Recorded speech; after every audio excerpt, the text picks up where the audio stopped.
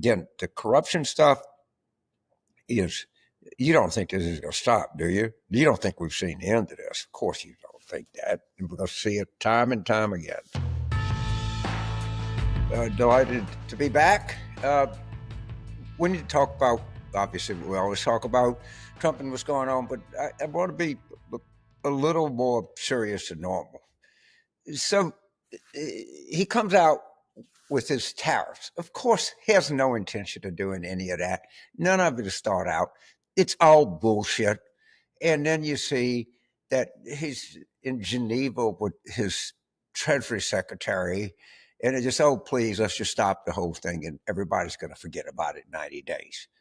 That's the way that he operates. But what he knows is that when he does something like that, everybody wants to talk about it. Oh, my God, the markets responded. Oh, my God, people are writing op-eds. Oh, my God, we got to get a historical perspective. Oh, we got to talk about the British corn laws. Oh, my God, we got to do all this. He never had any intention or any idea what the fuck he was going to do. Never, ever. He never does. He thinks about nothing. He doesn't do homework, and he's not smart enough to just be ad hoc about it. He just doesn't have that level of an IQ. And so now his new thing is prescription drugs. Of course, there's no policy behind it. There's no anything. He just said, well, this is popular. People will, and it's, what a surprise that this comes right after the capitulation.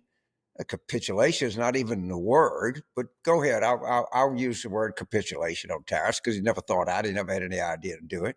And he knows that we're going to forget about this giant failure, this whole bullshit you put everybody in the country through. And the effects of this are going to last and harm the United States for a long time to come.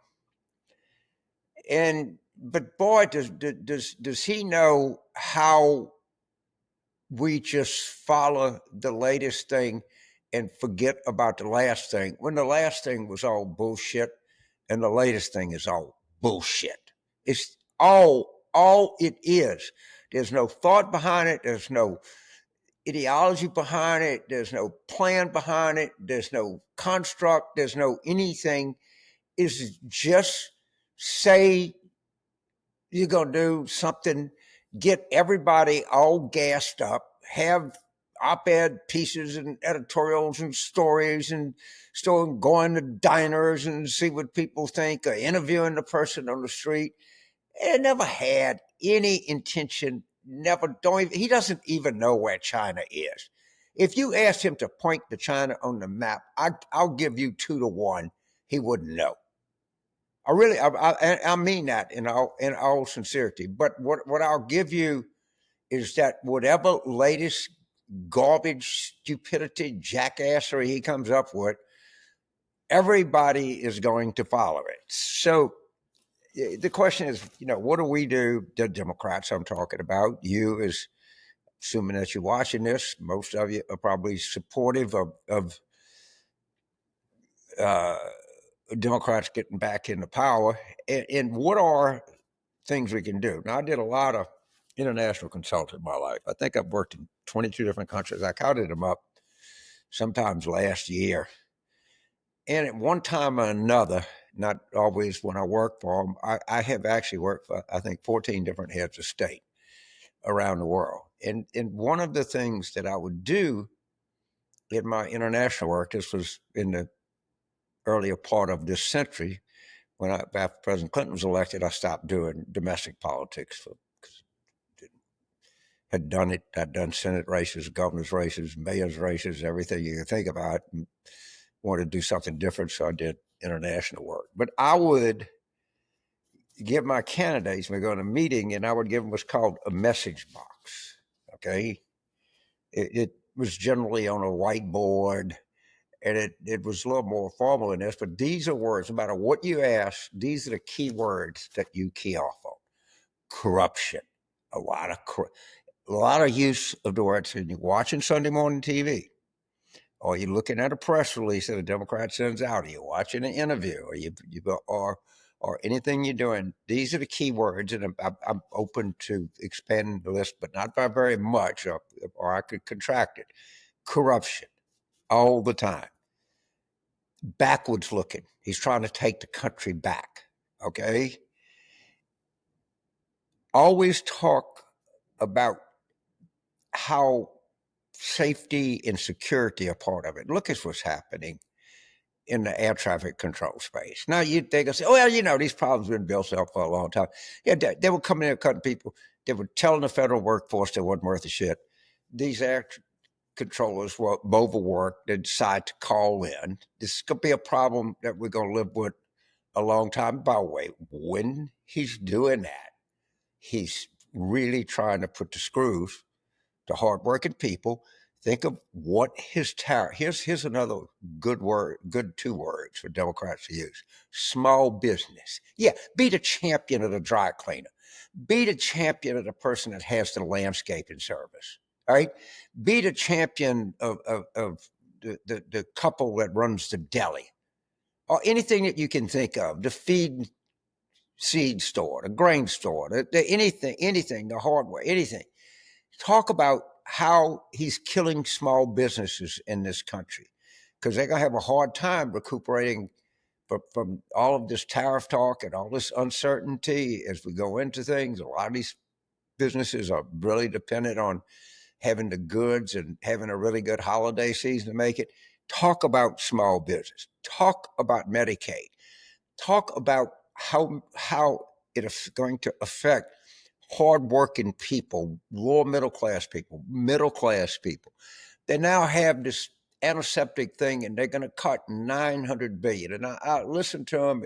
Oh, we're not really cutting. We're just slowing the growth rate down. We're improving the program. We're trying to make it more efficient. I don't know what's the matter. Why can't we do this? Well, I'm going to get into the details. I'm not going to get into the details, but they had to send it to the CBO, who people pay attention to, and they're going to knock 8.6 million people off the health insurance rolls. That's just what we need to do. When we're talking about giving, what is it, $4 trillion in tax cuts, a huge percentage of it going to incomes of over $400,000 a year. And the idea is, to pay for this, let's take 8.6 million people and kick them off healthcare. But it's going to be a lot more than that, because the effect on this on hospitals, and particularly in rural areas of the country, going to be draconian. Of course, that's where a lot of his voters are. A lot of his voters are on Medicaid. James, why is he doing this to his own people? I'll tell you exactly why. He hates them. He has told you and has told them that they're poorly educated, that they're fat and they're stupid, and all the other things he says. And it's not that he's indifferent to the suffering of rural people, or even rural whites, if you want to be more specific about it, or people that voted for him. He wants them to suffer. He doesn't like them. He wants to go to the Middle East with his what do you call those two dolts he has as kids? Good God, how'd you like that? They don't care. In fact, not only do they not care, they want to hurt. Always talk health insurance, wages, be for a minimum wage. Talk about cost of living. Don't say inflation. No. Talk about how cost of living. Fat cats. Always use the term fat cats. And we're going to go on another sheet and talk about words not to use. You're only going to have, with this onslaught of bullshit, this broken dam that's coming at you. What's the metaphor you want to use? Like you're trying to drink from a fire hose. You only got limited time. Just the nature of the presidency and the nature of him and the nature of the world is you're going to get limited times to communicate. When you get those times, you have to maximize it, and you have to use words that people use in their everyday life, and you have to use situations where it contrasts that is having an adverse effect on people. All of the things that I'm telling you are words to use. The other word you can use is opposed to a revolt in Washington against him, there's an uprising around the country, and talk about how people, and they're going to come out on June 14th. He is only going to get more corrupt, only going to get more corrupt. And there's also, as he gets more corrupt, it's obvious who's going to have to pay for it. And we have to, there's a simple thing that we can be for.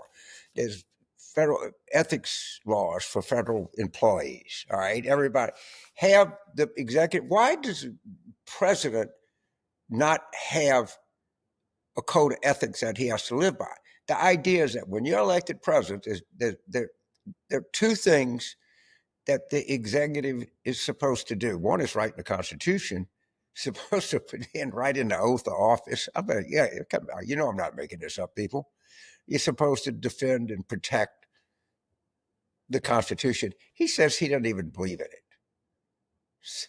The other thing is you're supposed to act on the behalf of the interests of the United States, whatever that interest is your election, you perceive it to be. He doesn't like the United States. So every president before has gone through the motions and probably done it, put their investments or whatever they have in a blind trust and taking it away because they don't want people to think that there's a conflict. Well, so much for that rot. $400 million airplanes. I don't know how many billions meme coins. I don't know. 300 and I don't know 74,000.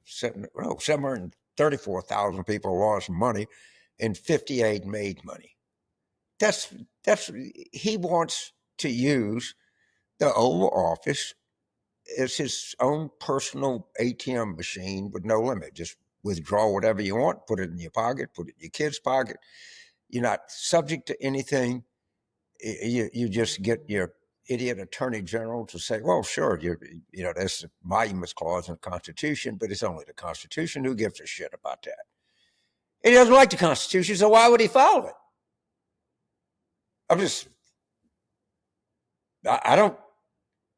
I get so.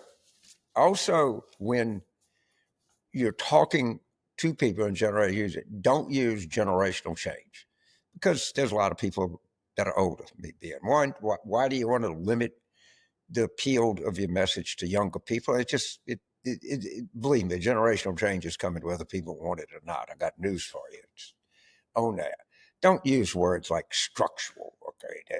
Because we're not going to attack the structural issues in the world right now. We're trying to stay alive to the next day. Don't use the word equity. Use equality to your little heart's desire.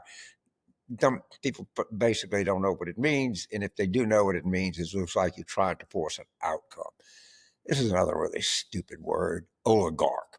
Who the fuck knows what an oligarch is? Right? As opposed to a very acceptable word I talked about before is fat cats.